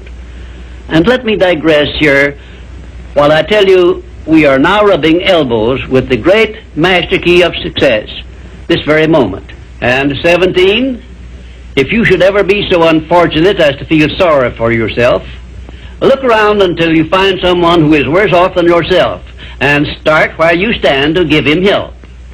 Make this procedure a habit, and you will witness one of the great miracles of life, because that which you do to or for another, you do to or for yourself. And 18, choose some person whom you consider to be the sort of person you would like to be. Then go to work and emulate that person in every way possible. Great people have always been hero worshippers, but they pick the right sort of people to emulate. 19, cultivate your tone of voice so that your words have a pleasing musical sound. And remember that the sound of your voice is an open window through which other people look into your very soul. It will be a profitable investment if you will get a tape recording machine and record samples of your voice daily while you practice the art of expressing yourself through a friendly sounding voice. If you are engaged in selling, this practice will quickly pay off in monetary dividends. 20. Last, but by no means the least, write out this sentence and paste it in a prominent place where you work and on a mirror where you see yourself in your home. Whatever the mind can conceive and believe, the mind can achieve. Remember also that you are the only person who can provide you with a positive mental attitude. What are you going to do about it? On your answer to this question rests your entire future. Frank Betja, the author of How I Raised Myself from Failure to Success in Selling, listed enthusiasm as the first of his 13 success objectives, and his enthusiasm became one of his most powerful assets as he learned to use the great self-motivator to be enthusiastic, act enthusiastic. As the eminent teacher and psychologist William James has so conclusively proved, the emotions are not immediately subject to reason, but they are always immediately subject to action. We can achieve nothing important until we have enthusiasm. Now, Dr. Hill will explain how you can develop a feeling of enthusiasm for all that you do. Our 8th visit brings us to the subject of enthusiasm, which may be likened to steam in a boiler, which, when it is controlled and turned on, starts the wheels of machinery into action. Someone has said that knowledge is power. That is only a half-truth, for knowledge becomes power only when it is put into action for the attainment of a definite objective. Enthusiasm is one of the more powerful means by which we may put into action our education, experience, and knowledge. Spoken words without enthusiasm are often ineffective, and sometimes they can be actually boresome, as you of course know if you have noticed the effect a speaker without enthusiasm has on his listeners. I have known lecturers to hold audiences spellbound for 2 hours, yet when members of the audience were asked to tell what the speaker had said, they could not remember. But what they did remember was that the speaker got their attention and held it. And now let me explain why enthusiasm has such a powerful impact upon the minds of those who come under its influence. To begin with, I believe you'll be interested in knowing that your brain and every other person's brain is both a broadcasting station and a receiving station, which sends out thought vibrations and picks up those sent out by other people. When you turn on your enthusiasm, you step up the vibrations of thoughts which go out from your brain so that they reach and affect other people more quickly. As a matter of fact, you can send out thoughts which have been so stepped up with silent enthusiasm that they will reach and influence other people to whom you direct your thoughts. This is a fact which has been known to psychologists for ages, and it is also known to most master salesmen who use this method to condition the minds of their prospective buyers before they ever talk with them. You must have observed that the enthusiasm is very contagious, that it engages the attention of those who come under its influence and causes them to respond in a similar spirit of enthusiasm. I once heard Andrew Carnegie say that if you turned loose one man who thought in terms of intense enthusiasm in an industrial plant employing thousands of people, this man's enthusiasm would very quickly reach and influence every person in the plant. And he said it made not the slightest difference whether the enthusiasm was negative or positive, constructive or destructive. Then Mr. Carnegie went on to explain that in his selection of employees for promotion to bigger jobs, the first thing he looked for was a man's capacity to express himself in terms of intense enthusiasm. He said that enthusiasm is one of the most important traits necessary for leadership. The most successful lawyers are not necessarily those who know most about the legal profession, but they are those who know how to influence courts and juries with their belief in their cases and have a great capacity for expressing themselves with enthusiasm. When you are introduced to another person, you have a marvelous opportunity to sell yourself favorably to that person by the extent of the enthusiasm you express in accepting the introduction. When you shake hands with another person, you have also a fine opportunity to make a favorable impression by the warmth of enthusiasm you put into that handshake. If there is anything which leaves me flat and unfavorably impressed when I'm introduced, it's an extended hand which feels like a piece of cold ham and acknowledges the introduction with a cold, canned, pleased to meet you, with no signs of enthusiasm back of it. Now, right here, let me give you a brief course in salesmanship, which may be of value to you the remainder of your life. When you meet anyone on whom you wish to make a favorable impression, when it is a stranger you have not previously met or someone with whom you are already acquainted, do these things. 1, turn on your enthusiasm and so modulate your voice with it that you definitely make the other person feel you are happy to communicate with him. 2, when you shake his hand, take a firm grip on it and give it a quick, firm squeeze at the end of each word you express in your greetings. For example, say, "How do you do? I am so very glad to meet you." Do not crush the hand, however, as I have known some people to do. 3, then if you begin the conversation, be sure that you direct it to some subject of interest to the other person. And 4, follow through by eagerly asking questions which will keep attention focused upon the other person. Then, when you are ready to have the other person hear what you have to say about yourself or your interest or your business, he will have been prepared to listen attentively. I've often told my students of salesmanship that the best possible way for one to sell himself to others is to first sell the others to themselves. That counsel was sound when I began training salesmen over 30 years ago, and it is still sound. When I was a youngster in school, I discovered that the teachers from whom I learned most were those who expressed the greatest enthusiasm in their teaching. And I have heard an experienced doctor say that the enthusiasm he carries into the sick room with him has more to do with helping to bring about a cure than all the medicine he can prescribe. Enthusiasm is an expression of a positive mental attitude, and it has long been known to doctors that a positive mental attitude stands high on the list of influences which give one sound health. I have heard it said, for example, that only one thing causes stomach ulcers, and that is worry or a negative mental attitude. And only one thing can cure stomach ulcers, and that is a positive mental attitude. It seems that disease germs cannot live and thrive in the bloodstream of one whose mind is always positive. I have still another very important observation concerning the power of enthusiasm, which I wish to give you. I have observed that prayers expressed with intense enthusiasm bring much quicker and more satisfactory results. Now, you can try this for yourself and be convinced.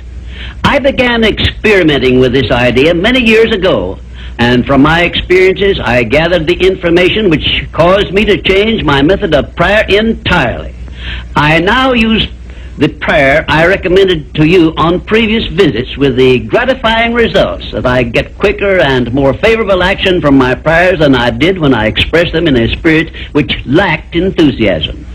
I suggest that a very practical way to begin learning to express yourself with enthusiasm will be to follow the habit of reading aloud for 10 minutes daily, putting all the enthusiasm at your command into your reading. You will be surprised in a short while at how much this will help you in speaking with enthusiasm in your ordinary conversations. I would suggest also that you adopt the habit of practicing enthusiasm in your conversations with your family and your business associates. Incidentally, this habit will make you more popular with those who are close to you. You can enjoy the benefits of enthusiasm if you are interested enough to develop a technique by which to acquire this habit, so you will follow it in a natural, unaffected tone of voice. If you follow my suggestion that you read for 10 minutes daily as a means of acquiring the habit of enthusiasm, I recommend that you write down a list of 10 subjects, things, or circumstances in which you have the keenest interest, and use this list for your practice purposes. You will have no difficulty in reading in a tone of enthusiasm in connection with the things that you like best. And finally, if you have not already picked up some useful ideas as to how the habit of enthusiasm can be developed, or what causes one to be enthusiastic, let me give you an example which may provide you with an interesting cue. You perhaps remember when you were courting the person of your choice, or being courted, as the case may be, you needed no one to tell you how or why to be enthusiastic. Of course not, because the motive of love or affection took care of this without effort on your part. Just remember that enthusiasm is always easily expressed when one is inspired by a burning desire for something or any motive associated with one's closest interests. Where there is no motive, there is apt to be no enthusiasm. Remember also that the three basic motives which it has been said practically rule the world are: 1, the emotion of love; 2, the emotion of sex; 3, the desire for financial gain. A combination of all three of these motives, it has been claimed, can convert a mediocre person into a genius, and I leave the thought with you for consideration. And now, until our next visit, I ask that you try the habit of moving with enthusiasm in all of your daily work and see how much better you will feel. We come now to the 9th visit, where we shall analyze the 9th principle of success, which is personal initiative. Personal initiative is the dynamo which starts the faculty of imagination into action, in the process of translating one's definite major purpose into its physical or financial equivalent. If you aim for success above mediocrity, you will need to learn to act on your own personal initiative, because your success is something which you must achieve for yourself without someone telling you what to do or how to do it. Incidentally, Cyrus H.K. Curtis, the former owner of the Saturday Evening Post, and one of my collaborators in organizing the Science of Success philosophy, was responsible for a motto on personal initiative of such great importance that I want you to have it. Said he, "There are two kinds of men who never amount to much: those who cannot do as they are told, and those who can do nothing else." Of course, Mr. Curtis's implication is very clear. He implied that those who amount to something worthwhile in life are those who move on their own personal initiative without being told what to do or why they should do it. The men who stand out in the minds of the public as the greatest successes from the days of George Washington on to the present are those who chose their own occupation, business, or profession, and moved on their own personal initiative in achieving their purpose. And those who are getting ahead most rapidly today, no matter in what position they began, are those who promote themselves to a higher place in life by acting on their own personal initiative. The habit of personal initiative not only inspires one to move on his own responsibility, but it also influences him to carry through until he completes that which he undertakes in a manner pleasing to all concerned, because he knows that a winner never quits and a quitter never wins. And right here is an appropriate place to say something I perhaps should have said before, namely, that a big success is made up of a great number of little circumstances, each of which is so small and seemingly insignificant that most people pass it by as not worthy of notice. Some may think, for example, that the habit of personal initiative is unimportant, but we have only to take a look at the record of some of our greatest successes to recognize that personal initiative was an important factor without which they never would have achieved success.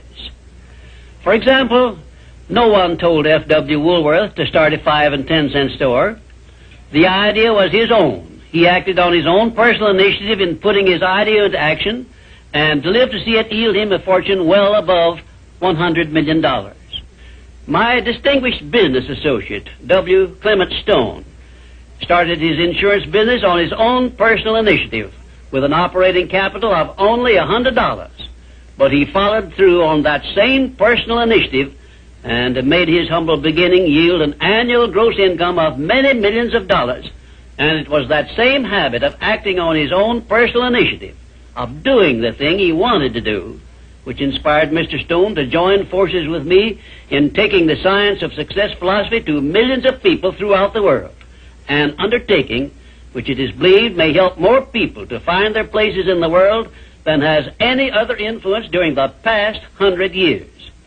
The habit of personal initiative was the chief trait which helped Henry J. Kaiser to build a great industrial empire and raise himself to a high position in the industrial world. It was this trait of personal initiative which inspired Mr. Kaiser to pile up such an enormous record in the building of ships during World War II, despite the fact that he had never built ships before. One day when I was lecturing to one of my classes, I mentioned Henry J. Kaiser's wonderful record in building ships more cheaply and quickly than experienced shipbuilders had been able to do, when one of my students spoke up and said, Mr. Kaiser's having been a friend of Jesse Jones of the Federal Reserve Bank did not hurt his chances of success any, did it? Well, for a moment it looked as if that question had placed me on a spot. But I soon recovered my composure and came back with this reply. No, his knowing Mr. Jones did not hurt his chances, but think of the thousands of industrialists, many of whom may also have known Mr. Jones, but did not use their personal initiative in getting his financial help. Personal initiative is one quality which inspires one to form friendships and to make contacts with people who can be of aid to them in times of need. It was my personal initiative which influenced Andrew Carnegie to give me an opportunity to organize the Science of Success philosophy. I now wish to give you an outline of the more important attributes of the person who has sufficient personal initiative to give him leadership in his chosen occupation. 1. First of all, the person who follows the habit of personal initiative has a definite major purpose in life and a plan for its attainment. 2. And a mastermind alliance with those whose help is essential in achieving his major purpose. 3. He has the necessary persistence and the will to win to carry him along when the going is hard and he meets with obstacles. 4. He makes decisions promptly when he has the necessary facts on which to base them and changes them slowly, if at all. 5. He follows the habit of doing more than he is paid for, and he does so in a pleasing, positive mental attitude. 6. He accepts full responsibility for everything he undertakes and never passes the buck when things go wrong. 7. He can take friendly criticism without resentment because he has learned to profit by it. 8. He knows what the 9 basic motives are which inspire all human endeavors and never requests anyone to do anything for him without giving that person an adequate motive for doing so. 9. He never expresses an opinion about anything unless he has thought the subject through and is prepared to state how he came by his opinion. 10. He follows the habit of listening much and talking only when he has something to say which may benefit himself or others. 11. He has a well-developed sense of observation of small details and knows his job from the smallest detail to the greatest. 12. He never tells anyone to do anything without suggesting why it should be done and how it may be done best. 13. He follows the habit of concentrating his full attention on one thing at a time. 14. His mental attitude is positive at all times when he is in communication with other people. 15. If you ask him a question, he will give you a direct answer, even if he has to tell you he does not know the correct answer. 16. Last, but perhaps most important of all, he never puts off until tomorrow that which should have been done last week, because he knows that the habit of procrastination is near the top of the list of the causes of failure. If you can rate OK on each of these 16 traits of personal initiative, you are a leader in your field of endeavor. When you come to examine yourself on the subject of personal initiative, just remember that your success or your failure depends very largely on the action you take in connection with your occupation. No one will tell you what you should do. No one will tell you what not to do. The decision must be your own, and you must follow through and carry out your decision on your own personal initiative. If you work for wages or a salary, you should decide to promote yourself through your own personal initiative to the top of the scale in your occupation. And remember that your promotion is entirely in your hands. In my previous visits, I have given you a blueprint of the steps you should take in promoting yourself to whatever station in life you desire. Now, let me give you a brief review of 8 principles we have covered previously. 1, definiteness of purpose. By now you should know what you want most from life, and you should have a plan for getting it. Here is the most important circumstance of your whole life, where you must move on your own personal initiative, because no one else can tell you what you should want most. 2, the mastermind principle. If you have not already formed a friendly alliance with those who can help you in attaining your major purpose in life, you should move on your own personal initiative and form this alliance at once. 3, going the extra mile. This is a must if your major purpose is anything above mediocrity. 4, applied faith. This is the principle which gives you power in carrying out your definite major purpose and all minor purposes. 5, a pleasing personality is an asset of priceless value, and it too is something you must acquire through your personal initiative. 6, self-discipline. The 6th principle of success is also something you acquire through your personal initiative. 7, a positive mental attitude, which is the most important of the 12 great riches of life, is also the product of your own personal initiative. 8, enthusiasm is a state of mind which only you can generate through your personal initiative. You see, therefore, that personal initiative enters into every one of the success principles. And now, until our next visit, may I remind you that there are 2 types of people who never amount to anything. Those who will not do what they are told, and those who will do nothing else. Our 10th visit brings us to one of the strangest of the 17 principles of success, because it is the principle which makes it possible for you to convert into an asset every adversity, every disappointment, every defeat, and every failure you meet with from now on the remainder of your life. Yes, the principle of learning from adversity makes it possible for you to transmute all your past failures and mistakes into an asset which will help you achieve outstanding success in the future. At the very outset of this visit, I wish to call your attention to an important fact which may give you immediate possession of the great master key to success, namely, that your positive mental attitude is the only means by which you may convert adversities, defeats, and failures into assets. It seems to have been intended that everyone should experience adversities, defeats, and even failures as a part of nature's method of disciplining people to learn how to take possession of their own minds.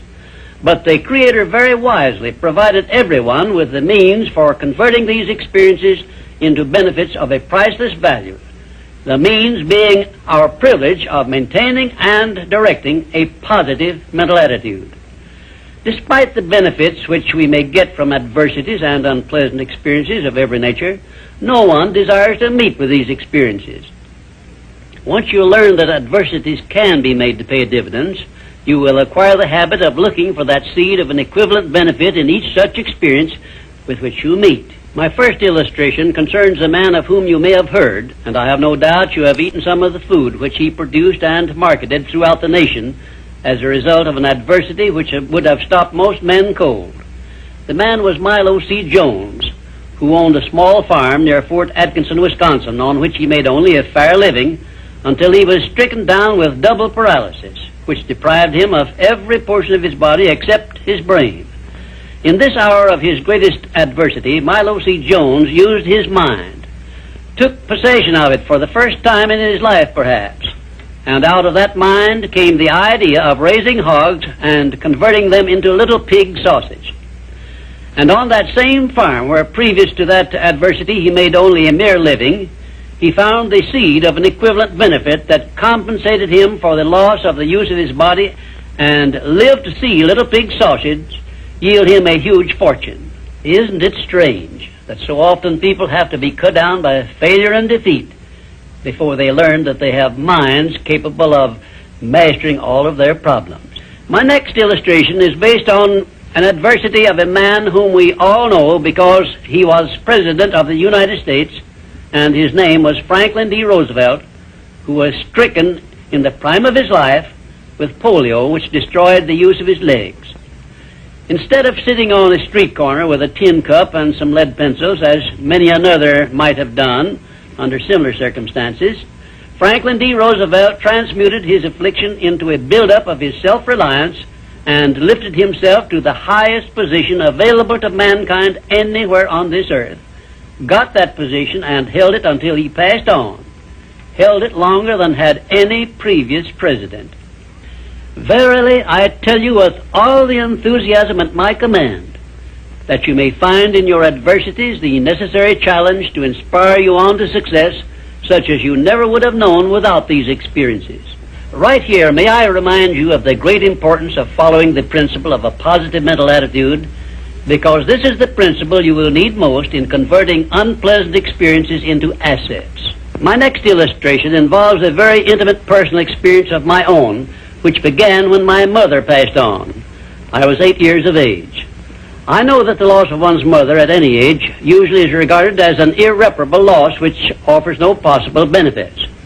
But even in the loss of loved ones, we may find that there is a seed of an equivalent benefit. I found that seed in one of the most wonderful persons I have ever known when my father brought home my new mother. It was she who inspired me to prepare myself for the opportunity I was to receive later in life when I met Andrew Carnegie and received from him the commission to organize the world's first practical philosophy of personal success.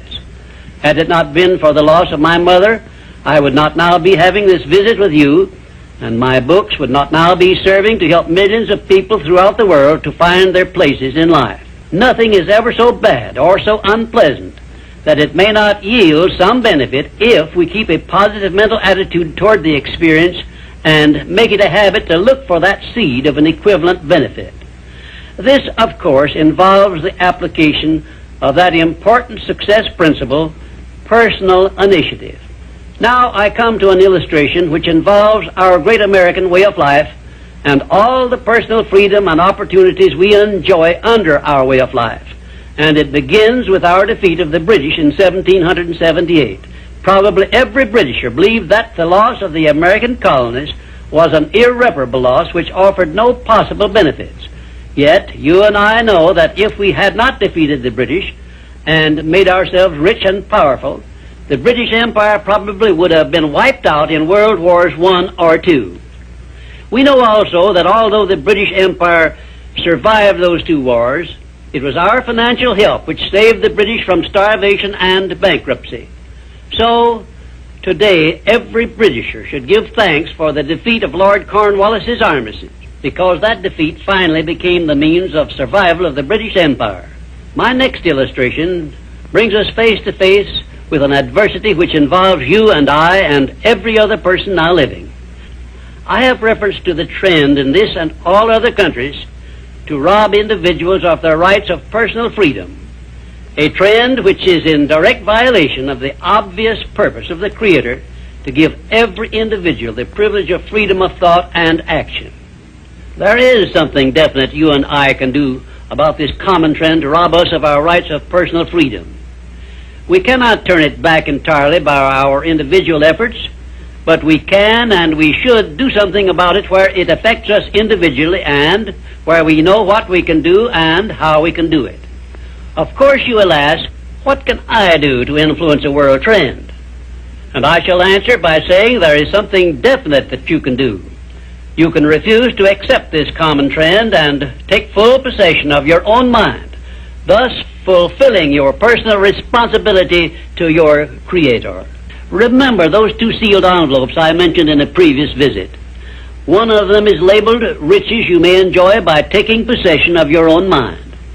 Very well, you have a responsibility to yourself, your loved ones, your Creator, to take possession of your own mind and to direct it to ends of your own choice.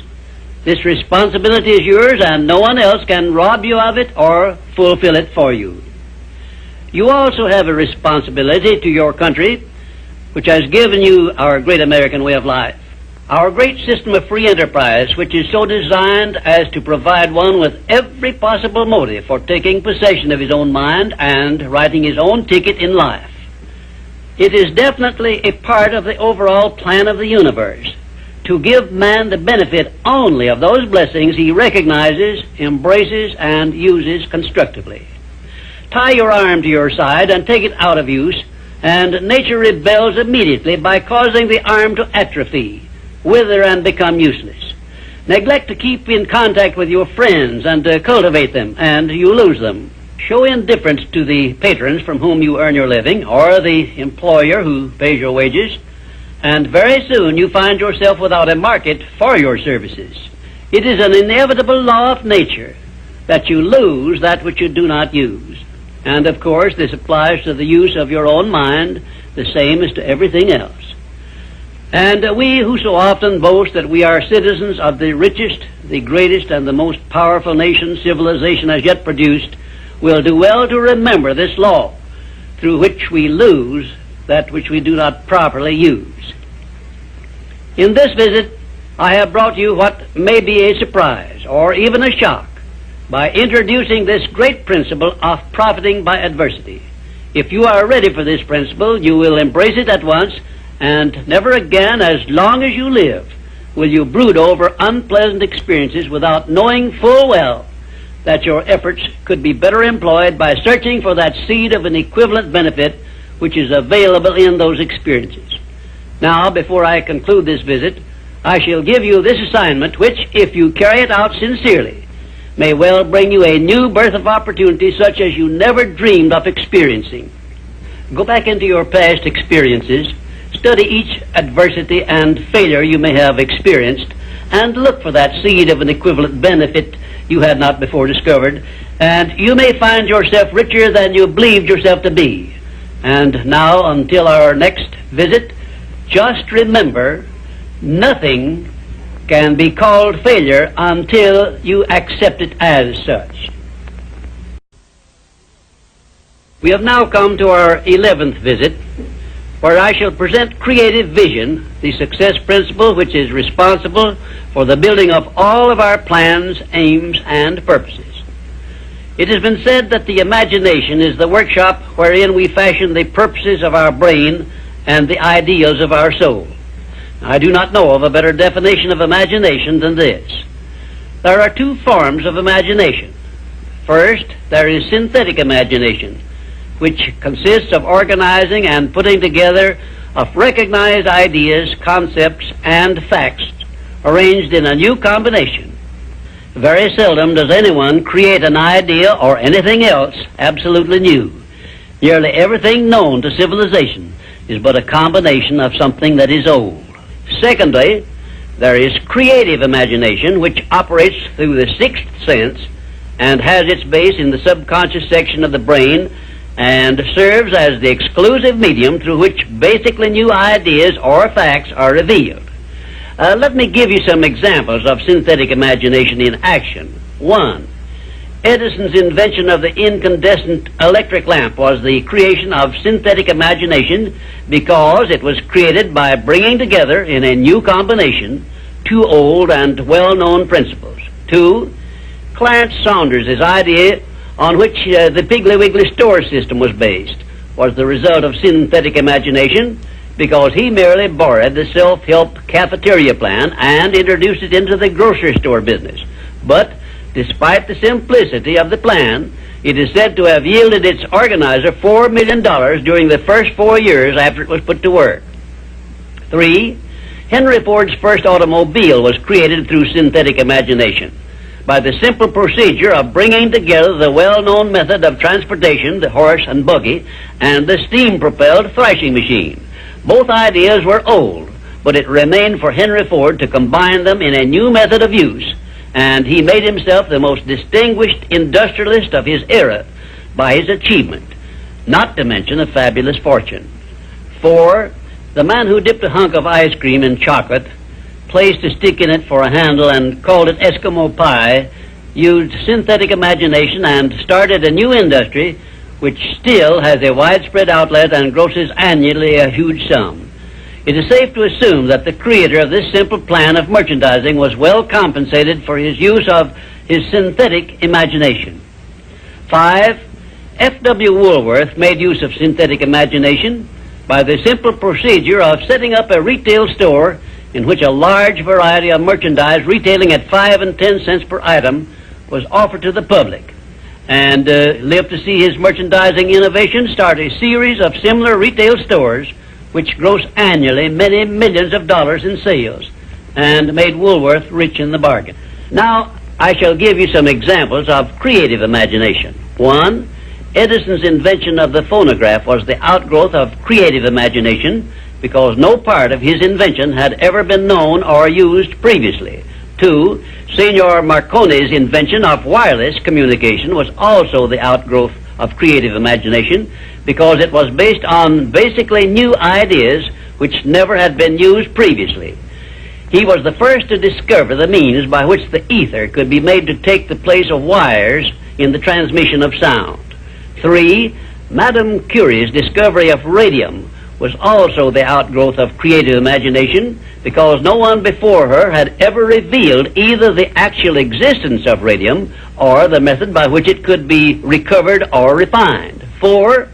Wilbur and Orville Wright's perfection of the modern airplane was partly the result of creative imagination and partly the result of synthetic imagination, because others previous to their time had discovered some of the ideas they used successfully, but they were the first to coordinate those ideas so they worked.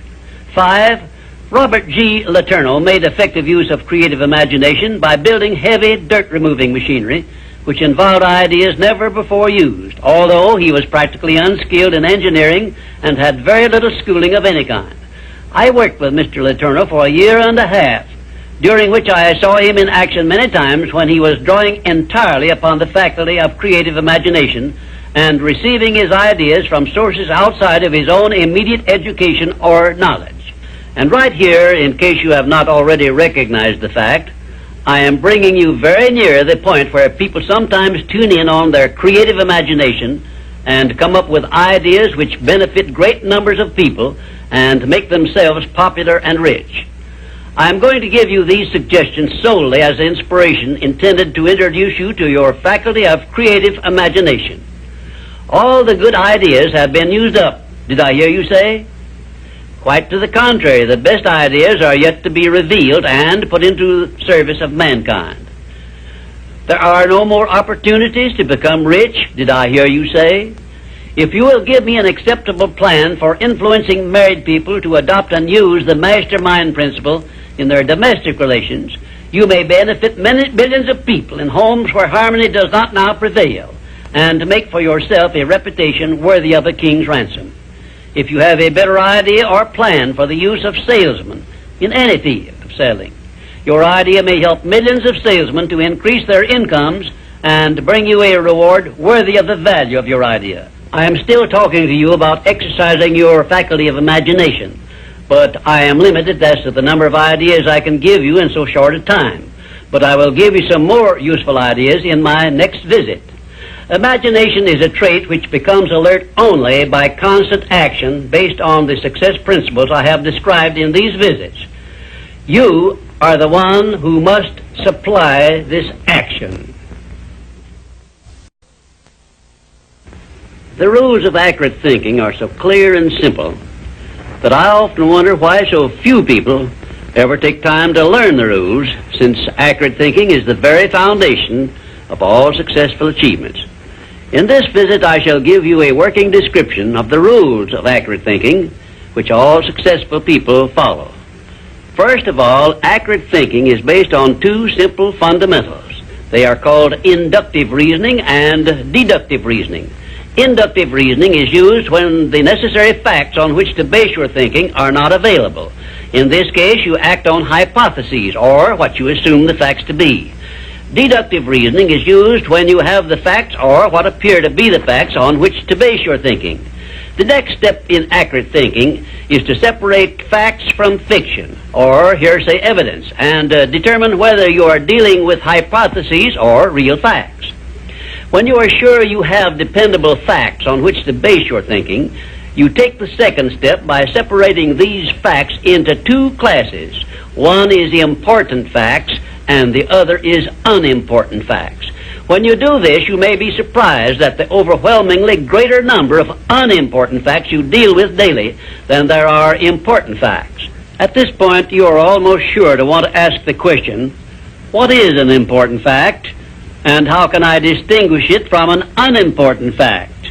And I shall give you the answer to this very important question by saying that an important fact is any fact which will aid you to any extent whatsoever in attaining the object of your major purpose in life.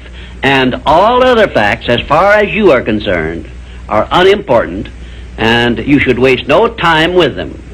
After this visit is over, you can employ the next hour to a great benefit to yourself if you will set down on paper a list of all the facts you dealt with yesterday, separating them into two classes, important and unimportant. As a matter of fact, you will make a profound discovery regarding accurate thinking if you follow the habit of daily taking inventory of all the facts that claimed your attention during the day, putting them down on paper in two separate columns, one labeled important facts and the other labeled unimportant facts. Now let us turn our attention to the subject of opinions and see to what extent loose, unsound opinions are mistaken for accurate thinking. To start with, let us recognize the truth that most opinions are without value because they are based on bias, prejudice, intolerance, guesswork, hearsay evidence, and out-and-out ignorance. These are harsh words I'm using, and they represent the source of most of the tragedies of life which people meet with unnecessarily. And I would say that of all the tragedies which cause misery and failure, none is more merciless or destructive than those which grow out of the indifference of people who make no attempt to learn how to think accurately. I shall never forget an experience I had with President Woodrow Wilson while I was working for him during World War I.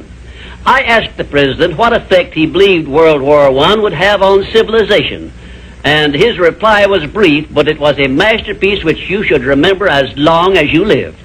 "I cannot answer your question," said the President, "because I have no facts on which to base an opinion." If you will remember Woodrow Wilson's 15-word speech every time you are about to express an opinion about anything, the chances are that you will soon get out of the habit of expressing or even having opinions not based on something more substantial than biases, prejudices, and emotional feelings which often serve as fathers to facts. You will learn, if you observe carefully, that the more successful a person is, the less he is inclined to express wild, unjustified opinions about anything. Also, you must have observed already that the drifters who are suffering with frustrations because they recognize they are failures usually have an assortment of opinions on about everything you can imagine. When I hear someone expressing a definite opinion about something of which I have definite reason to believe he knows little or nothing, I think of an experience I had when I stopped a Quaker on the streets of Philadelphia and asked him the time of day. He took out his watch, examined it carefully, and then in a slow, emphatic tone of voice he said, "Well, sir, according to this alleged timepiece, it appears to be approximately 1 minute and 10 seconds past 12 o'clock. I was particularly impressed by the care with which this Quaker identified the source of his information which he was passing on to me, and I often thought afterward how beneficial it would be if all people who express opinions or give out information would take the time to identify the source from which they were able to speak. I cannot influence all people to engage in this sort of safe thinking, but I can suggest that you give it consideration in connection with this visit on the subject of accurate thinking. Now, I shall give you a simple rule which may help you avoid being misled by unsound opinions expressed by other people. When you hear someone make a statement which your reason cannot accept as being sound, or which you question or should, for safety's sake, question for any reason whatsoever, ask a simple forward question. How do you know? Then stand firm on that question and either force the speaker to identify the source from which he got the information he is endeavoring to pass on as facts, or reject the statement entirely as if it had not been made. And do this no matter who is speaking or what may be his reputation for truth and veracity. Remember, you are given as your richest birthright the privilege of controlling your own thoughts. Therefore, treat this divine gift with the profound respect to which it is entitled, and do not allow anyone to do your thinking for you, or to influence your thinking in any manner whatsoever, except by the rules of accurate thinking I am passing on to you. Follow this procedure regardless of what people think or say about your method of thinking. If they wish to call you a cynic or a doubting Thomas, let that be their misfortune. But for your own good, go right on thinking by rules which will save you from many mistakes and tragedies throughout your life. Now I will give you 7 rules to follow, which, if you memorize them and follow them as a daily habit, may bring you top rating as an accurate thinker. 1. Never accept the opinions of other people as being facts until you have learned the source of those opinions and satisfied yourself of their accuracy. 2. Remember that free advice, no matter from whom it is received, will bear the closest of examination before it is acted upon as safe. And generally speaking, this sort of advice is worth exactly what it costs. 3. Alert yourself immediately when you hear anyone speaking of others in a discourteous or slanderous spirit, because this very fact should put you on notice that what you are hearing is biased, to say the very least about it, and it may be out-and-out misstatement. 4. In asking others for information, do not disclose to them what you wish the information to be, because most people have the bad habit of trying to please under such circumstances. Well-measured, tactful questions can be of great benefit to you in thinking accurately. 5. Remember that anything which exists anywhere throughout the universe is capable of proof, and where no such proof is available, it is safer to assume nothing exists. 6. One of the great unexplainable miracles consists in the fact that both truth and falsehood, no matter by what means they may be expressed, carry with them a silent, invisible means of identifying themselves as such.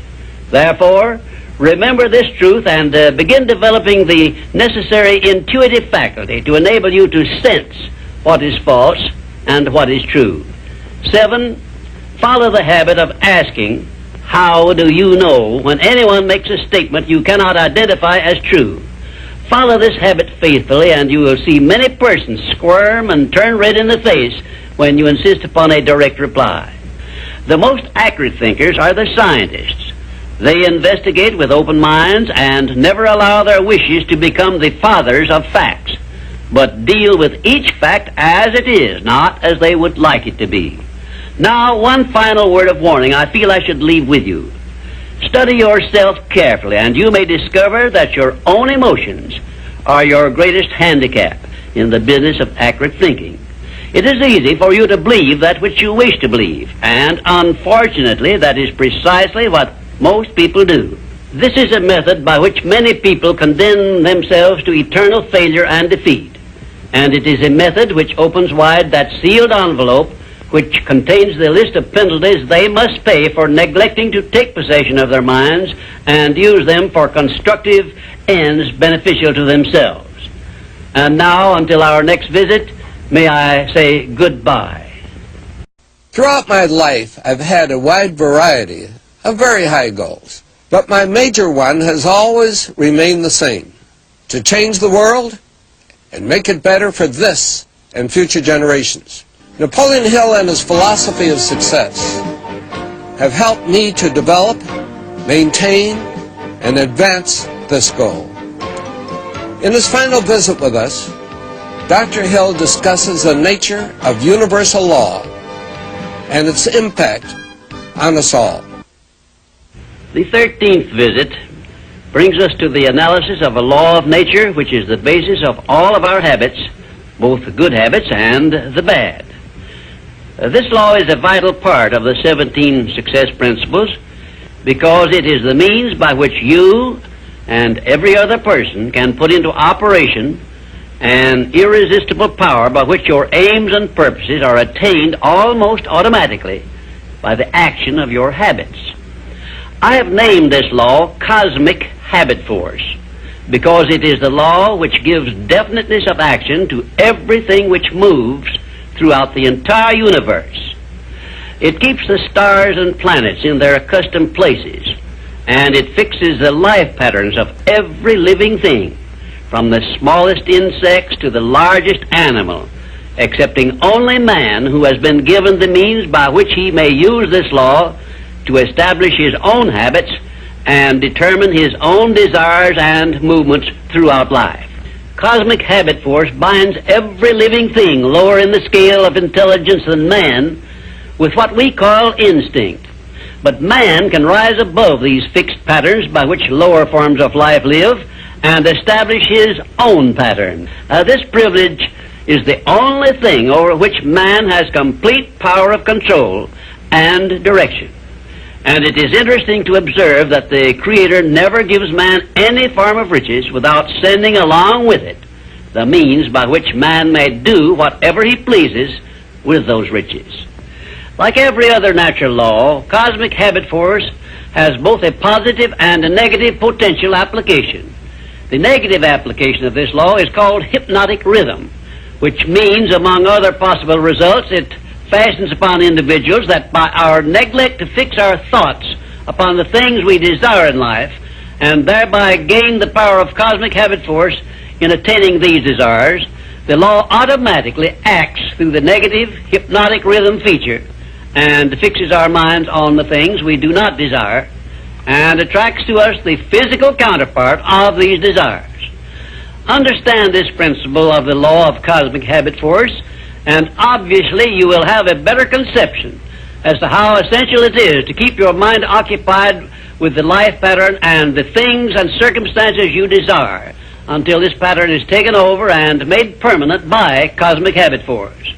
Cosmic habit force is the watchdog, so to speak, which looks over your shoulder all through life, examines every thought you release, every act in which you engage, and forces upon you the penalties or the rewards in those two sealed envelopes I described in a previous visit. When you understand the principle of cosmic habit force, it is clear enough that you cannot go through life without using the power of this law to carry out the circumstances and the desires you voluntarily choose, or, by your neglect, allow the same law to force you to pay the penalties I described. You have a power of choice here, the same as in all other things, but your neglect to exercise this power brings certain, if not always swift, retribution upon you. Perhaps you now see why I warned you in a previous visit that the two sealed envelopes were not imaginary but real. And of course you now understand that you must avail yourself of the benefits of one or be forced to accept the penalties of the other. There is no halfway compromise for any human being. Ponder over this profound truth and you will probably get a more impressive understanding of the power which is available to you through the application of the 17 success principles of the science of success. And you may also acquire a better understanding as to why these 17 principles have spread throughout the world without organized business management behind them. Why this science of success philosophy is believed to have brought personal success to more people than has any other philosophy designed to help individuals to take possession of their own minds. The nearest to a description of the law of cosmic habit force I have seen is Emerson's law of compensation, in which he so clearly established the truth that nothing ever just happens by luck, but every effect has its definite cause, albeit we often observe effects, the causes of which we cannot isolate or understand. If you will read Emerson's essay on compensation again, in view of what I have said about the law of cosmic habit force, you may get much more from it than you absorbed from it previously. Now I shall give you a variety of illustrations as to how the law of cosmic habit force operates. One, first of all, let me call your attention to the fact that cosmic habit force fixes the habits of the electrons and protons of matter, so that their relationship and chemical behavior always follow the same pattern. Thus we see that everything throughout the universe comes under the influence of cosmic habit force, and everything moves and exists by a pattern which is immutable and enduring, except man, who, as I have said, can break the habits established by cosmic habit force which affect him and set up in their place habits of his own choice. Two, cosmic habit force fixes the pattern of every form of vegetation which grows from the soil of the earth, so that each thing reproduces after its own pattern. A grain of wheat always reproduces other grains of wheat, but never makes the mistake of producing oats or some other form of growth. 1 atom of hydrogen and 2 atoms of oxygen combined always produce water, never anything else, because the pattern of their chemical reaction has been fixed by cosmic habit force. 3, when the human mind is focused on a definite major purpose, the law of cosmic habit force goes into action immediately and attracts to the individual the material equivalent of that purpose, and the procedure is inexorable and never varies. However, hypnotic rhythm, the negative application of the law, will just as definitely attract to one all the undesirable things and circumstances which the mind is allowed to dwell upon, such as poverty, ill health, failure, fear, and all other undesirable things. For cosmic habit force, expressing itself through the emotion of sex, is the means by which every living thing perpetuates its species.